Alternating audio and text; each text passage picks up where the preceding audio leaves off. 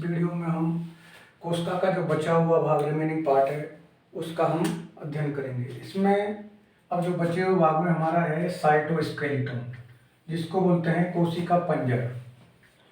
कोशिका पंजर क्या होता है?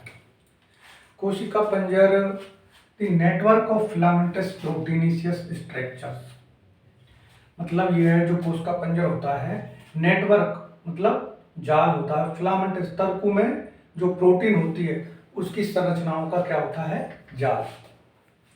तो नेटवर्क ऑफ फिलामेंटस तंतु में जो और प्रोटीनेशियस प्रोटीन में तंतुओं की संरचनाओं का जाल होता है। अब साइटोस्केलेटन के अंदर जैसे ये कोई कोशिका है तो इसके अंदर ही साइटोस्केलेटन या कोशिका पंजर होता है। ये तो साइटोप्लाज्म हो गया,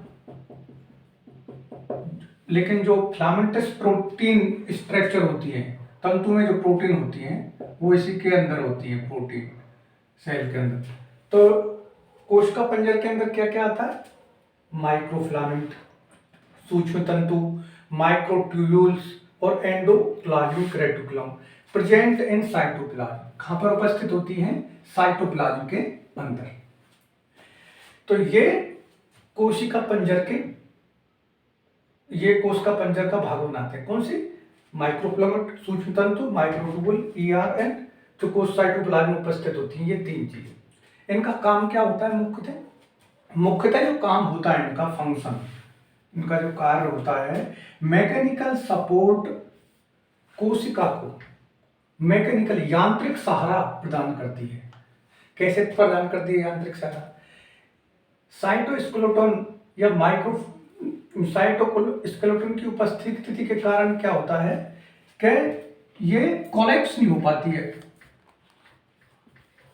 अगर साइटोस्केलेटन को हटा दिया जाए तो कोशिका क्या अपनी संपूर्ण संरचना को मेंटेन नहीं कर पाई और कोलैप्स हो जाएगी। तो ये मैकेनिकल सपोर्ट करता है, यही करते हुए साइटोस्केलेटन। मोटिलिटी, कोशिका साइटोप्लाज्म के अंदर जो गतिशीलता है साइटोप्लाज्म की जो मोशन होती है, क्लॉकवाइज और एंटी क्लॉकवाइज जो गति होती है, तो इसी के कारण होती है। किसके? साइटोस्केलेटन के कारण। Maintenance of the shape of the cell, और कोशिका की जो आकृति है उसकी जो साइज को बना के रखती है। तो ये कोशिका पंजर का काम है। अब इसके अंदर जो पहला कौन सा है साइटोस्केलेटन? माइक्रोफिलामेंट ये क्या होता है? Composed of contractile protein. ये किसका बना होता है? संकुचनकारी एक प्रोटीन होती है जिसको एक्टिन के नाम से जानते हैं। एक्टिन ये क्या करती है? ये क्या करते हैं? मसल कॉन्ट्रैक्शन में हेल्प करती है। कौन सी प्रोटीन? एक्टिन। ये किसकी बनी होती है? माइक्रोफिलामेंट की, सूक्ष्म तंतु की।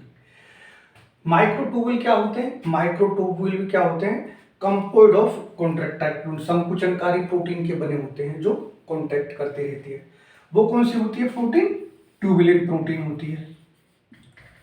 और ये क्या काम करती है tubulin protein? Spindle fibre formation. जब सेल डिवीजन होता है, कोश का विभाजन होता है, तो उसमें तर्कु तंतुओं का निर्माण, जिससे क्या होता है सेंट्रोमियर से जो तर्कु तंतु जुड़ते हैं, तो उस स्पिंडल फाइबर तर्कु तंतुओं के निर्माण में कौन सी प्रोटीन हेल्प करती है? माइक्रोट्यूब्यूल्स। ये भी क्या है? एक कोशिका पंजर का ही भाग है, साइटोस्केलेटन का ही भाग है।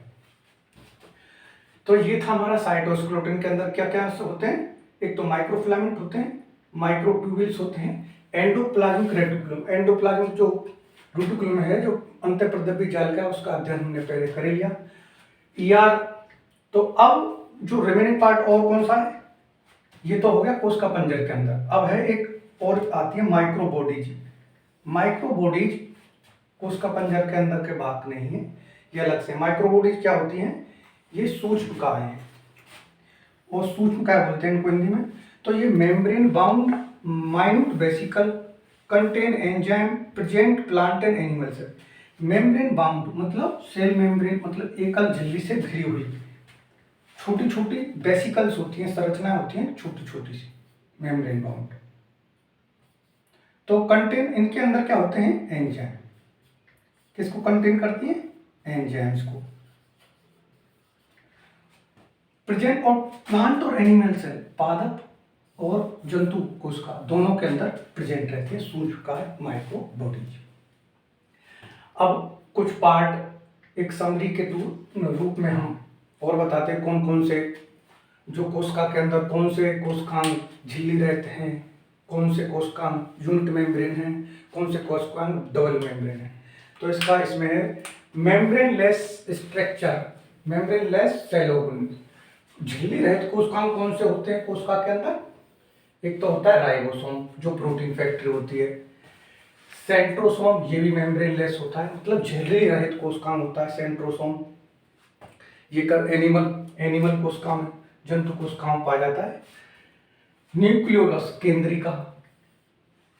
केंद्रिका ये भी क्या झिल्ली रहित कोशिकांग होते हैं। तो झिल्ली रहित कौन कोशिकांग होते हैं, 3, राइबोसोम, सेंट्रोसोम, न्यूक्लियोलस।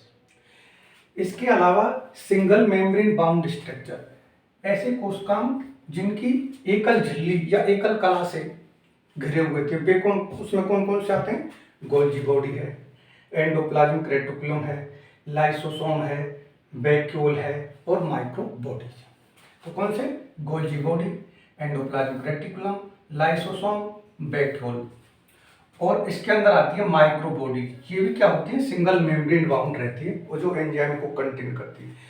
तो माइक्रो बॉडीज में कौन कौन सी, वे भी क्या सिंगल मेम्ब्रेन बाउंड स्ट्रक्चर होती है। तो कौन से, ग्लाइओक्सिसोम, पेरोक्सिसोम और स्फीरोसोम, ये क्या है, माइक्रो बॉडीज ही हैं। और ये माइक्रो बॉडी, इनको याद करने का थोड़ा जीपीएस याद कर लो, GPS system, glyoxysome, peroxisome, spherosome. तो ये क्या है, माइक्रो बॉडीज है, membrane bound minute vesicle contain enzyme present plant and animal cell, glyoxysome, peroxisome, spherosome. तो ये भी क्या है, एक सिंगल मेम्ब्रेन बाउंड स्ट्रक्चर है एकल झिल्ली से। तो ये सिंगल। अब है डबल मेम्ब्रेन स्ट्रक्चर, दोहरी झिल्ली से घिरे हुए कोशिकांग कौन कौन से होते हैं, एक तो न्यूक्लियस है, केंद्रक है, माइटोकॉन्ड्रिया है और क्लोरोप्लास्ट है।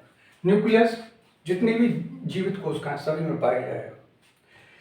मेन काम क्या होता है इसका, रेगुलेटिंग सेंटर होता है, जितने भी सेल ऑर्गन हैं उनकी मेटाबॉलिक एक्टिविटी को कंट्रोल करेगा।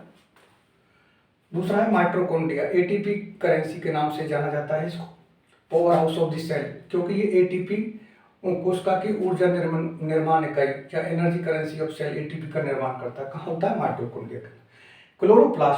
क्लोरोप्लास्ट एक ऐसा कोशिका अंगक है जो केवल और केवल पादप कोशिकाओं के अंदर पाया जाए। और क्लोरोप्लास्ट में उपस्थित एक क्लोरोफिल पिगमेंट होता है, उसी के कारण सारे पादप जगत जो पौधे होते हैं उनका रंग हरा होता है। किस पिगमेंट की उपस्थिति के कारण, क्लोरोफिल पिगमेंट की उपस्थिति का। और माइटोकॉन्ड्रिया के अंदर क्या क्या होता है, ईटीएस होता है, इलेक्ट्रॉन ट्रांसफर सिस्टम। ईटीएस जब चलेगा तभी पावर हाउस उसमें एनर्जी बनती है। और ये थी हमारी थोड़ी कोशिका की जो रिमेनिंग पार्ट है उसके बारे में जानकारी। धन्यवाद।